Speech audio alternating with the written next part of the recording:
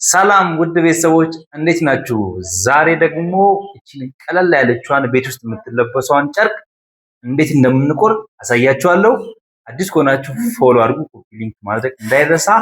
በመጀመሪያ ጨርቁን እኩል ማድረግ አለባችሁ። ሁሉ ጊዜ ፊቲ ስትቆርጡ ጨርቃችሁን እኩል አድርጉት። እሺ፣ እኩል ካላደረጋችሁ በኋላ ቁመቱ በአንድ በኩል ከፍ ዝቅ ስለሚልባችሁ ይሄንን ቁመቱን እኩል ካደረጋችሁ በኋላ ለዚህ እኩል ታደርጋላችሁ በሁለቱም ሳይድ። ከዛ በኋላ እንደዚህ ማጠፍ ትችላላችሁ፣ እኩል እንዲመጣላችሁ ዳይሬክሽኑ። እሺ፣ እንደዚህ እኩል አድርጋችሁ ያዟል። ከላይም እንደዛው በተመሳሳይ እኩል ማድረግ እኩል ማድረግ ይኖርብናል ሁሉ ጊዜ። ጨርቁ እኩል ካልሆነ በኋላ መጨረሻ ላይ አያምርም ማለት ነው። በየሆነ ሳይድ ከፍ ዝቅ ስለሚል እና ብቻችሁን ስትሆኑ እንዲመቻችሁ ጨርቋን እንደዚህ ብታደርጉ የተሻለ ነው የሚሆነው ማለት ነው። እንዲመቻችሁ። ከዛ በኋላ እዚህ ጋርም ከላይም ከታችም ጨርቁ እኩል መሆን አለበት። እኩል ካልሆነ ለነገርኳችሁ ነው ማለት ነው። አሁን በኋላ ልብሱ ሲለበስ ይሄ ፓርት ሴንተር ላይ ነው የሚያርፈው ማለት ነው። ይሄ ደግሞ ሰልቬጅ የሚባለው፣ ይሄ ደግሞ በጎን በኩል ሳይድ ነው ማለት ነው። ይሄኛው ሳይድ ነው የታጠፈው ደግሞ እዚህ ሴንተር ነች። ስለዚህ ጨርቁ ደብል ነው፣ ከላይ ፎልድ ነው፣ አንዱ ለፍሮንት አንዱ ወደ ባክ። ስለዚህ አንገት ቅርጽ ስናወጣ አሁን በቀላሉ መጀመሪያ ስራችን የሚሆነው የአንገት ቅርጽ እናወጣ።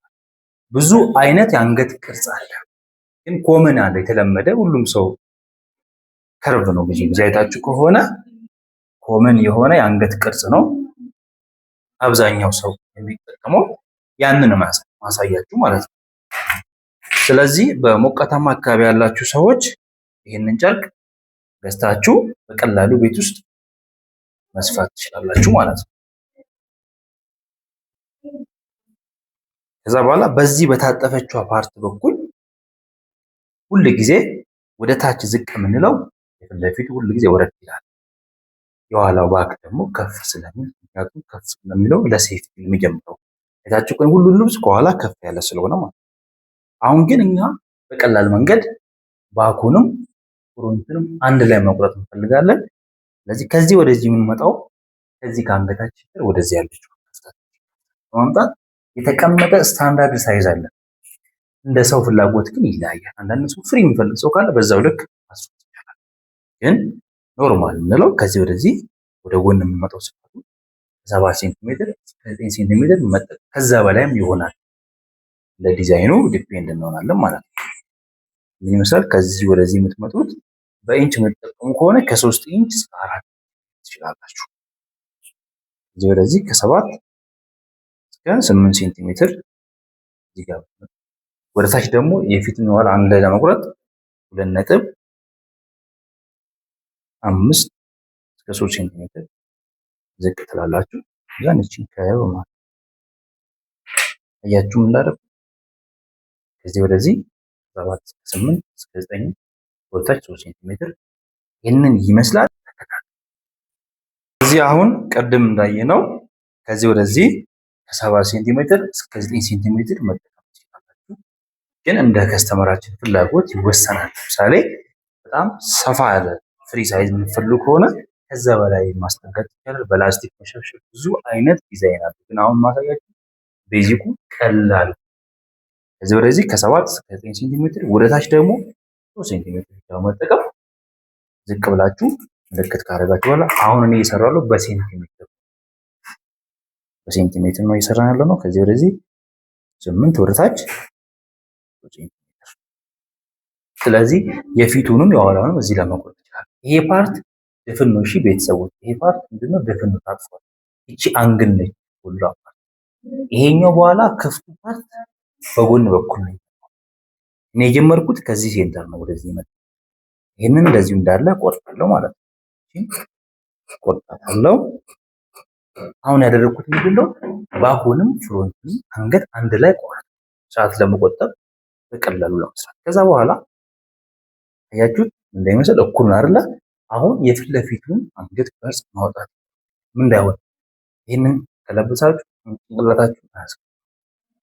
ስለዚህ ምን እናደርጋለን? ከዚህ ሴንተር ወደ ታች 5 ሴንቲሜትር ዝቅ 5 ሴንቲሜትር ዝቅ ካላችሁ በኋላ አንገታችሁ ታገኙ። ከዚህ ወርታች ፍሮንቱ ትንሽ ዝቅ ማለት ስላለበት 5 ሴንቲሜትር ካላችሁ በኋላ በዚህ መንገድ እቺ ምን ማድረግ ትችላላችሁ? ታሰምራላችሁ ማለት ነው። እዚህ አሁን አንዷን ፓርት ብቻ ነው የምትቆረጥ። የስረኛው የበኋላው ስለሆነ አይነካም። አንዷን ከፍ አድርጋችሁ መጥላችሁ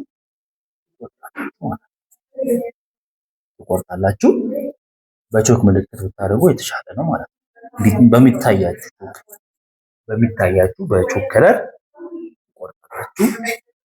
ያልገባችሁ ነገር ደግሞ ኮመንት ላይ አስቀምጡልኝ። ለዚህ ቤት አዲስ ከሆናችሁ እንደዚህ አይነት ቀላል የሆነ ትምህርት ማወቅና መማር የምትፈልጉ ይሄንን ቤት ሰብስክራይብ አድርጉ፣ ፎሎ አድርጉ፣ ኮፒ ሊንክ ሼር ማድረግ እንዳይረሳ። በቀላሉ እንደዚህ አድርጋችሁ መቁረጥ ትችላላችሁ። አሰፋፉ ደግሞ መጀመሪያ የሚሰፋ አንገቷን 0.5 ሴንቲሜትር ሁለት ጊዜ ወደ ውስጥ አጥፋችሁ መስፋት ትችላላችሁ። ከዛ በኋላ ሳይዱን ነው የሚገጠመው። ሳይዱ ደግሞ የእጅ ወደታች ከዚህ ከአንገታችሁ ሴንተር ከሾልደራችሁ ከዚህ እስከ 22 ሴንቲሜትር ወይም 10 ኢንች ስቅላችሁ ወደታች ያለውን መስፋት ትችላላችሁ። ይሄ ላይ ከፍታ ሆነው ብዙ ነገሮችን ለማወቅ ከፈለጋችሁ በአካል መምጣት ትችላላችሁ። መልካም ቆይታ ይሆንላችሁ ቤተሰቦች። እሺ የመጀመሪያው አንገቱን ነው የምንሰፋው። 0.5 አጥፋችሁ ወደ ውስጥ ሰፋላችሁ ማለት ነው። ወደ ውስጥ እያጠፋችሁ ትሰፋላችሁ በ0.5። ከዛ በላይ ከሆነ ሰፊቱ አምሮ አንዳንዴ በባንድም ይሰራል። ወደ ውስጥ እያጠፋችሁ መስፋት ነው በ0.5 እያደረጋችሁ እንግዲህ በ0.5 ትሰፋላችሁ። አጥፋችሁ አንገቱን ያው የሚያምረው እንደዚህ ሲሆን ነው ፋሚሊ። እንደዚህ እያደረጋችሁ እያዞራችሁ እያስተካከላችሁ መስፋት ነው።